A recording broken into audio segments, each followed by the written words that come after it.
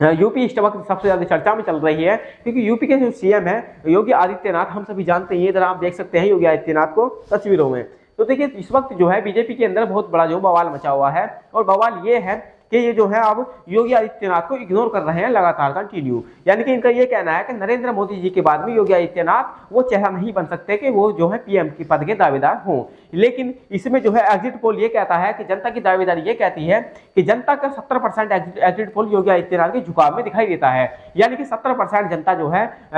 योगी आदित्यनाथ को पसंद करती है कि वो आने वाले समय में जो है पीएम पद का भार संभाले। लेकिन वहीं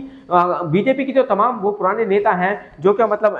बीजेपी में अपने पिछले 30-40 वर्षों से कंटिन्यू काम कर रहे हैं, कंटिन्यू सेवा दे रहे हैं, उनका ये कहना है कि हम इतने पुराने समय से इसमें काम कर रहे हैं और नए चेहरे आते हैं और आकर के जो है तमाम बड़े पदों की दावेदारी कर देते हैं। तो जो हम यहाँ पर बैठे हुए हैं, हम यहाँ पर क्या कर रहे हैं, फिर हमारा तो कोई काम ही नहीं है।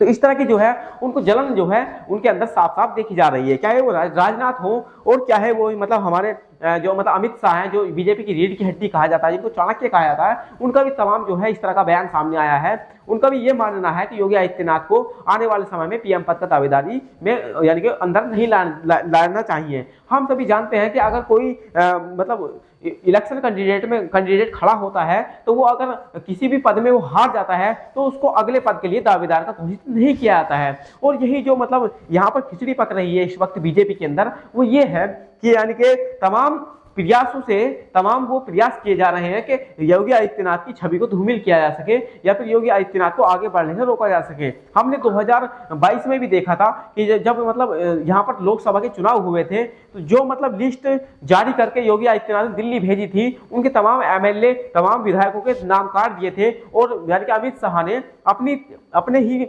जरिए तमाम वो नाम प्रेजेंट किए थे। जिस तरह से मतलब यानी कि उनको जो है यूं कहा था कि हम ही दुनिया में यानी कि हम ही बीजेपी की वो रीढ़ की हड्डी है क्या, या फिर यूं कहें उन्होंने इस तरह से साबित करना चाहा कि बीजेपी के अंदर जो हम चाहेंगे वही होगा, हम योगी आदित्यनाथ की बात को नहीं मानते हैं। और जानकर हैरानी होगी, यानी कि योगी आदित्यनाथ ने अपने 80 नाम भेजे थे यहाँ से, यानी कि हम सभी जानते ही हैं कि यूपी के अंदर 80 लोकसभा सीटें हैं, तो 80 में से केवल और केवल 15 सीटें ही यानी कि पास की गई थी जो मतलब योगी आदित्यनाथ ने वहां पर भेजी थी। यानी कि उसके अलावा अगर हम देखें तो 65 सीटें जो है अपने आप जो अमित शाह ने अपने आप डिक्लेयर की थी, या फिर यूं कहें कि यानी कि 65 लोगों को जो है अमित शाह ने अपने आप जो है खड़ा किया था यूपी चुनाव के अंदर। और नतीजा हमने सभी दिन देखा है, मतलब जो यूपी के अंदर में जब ये चुनाव हुआ था तो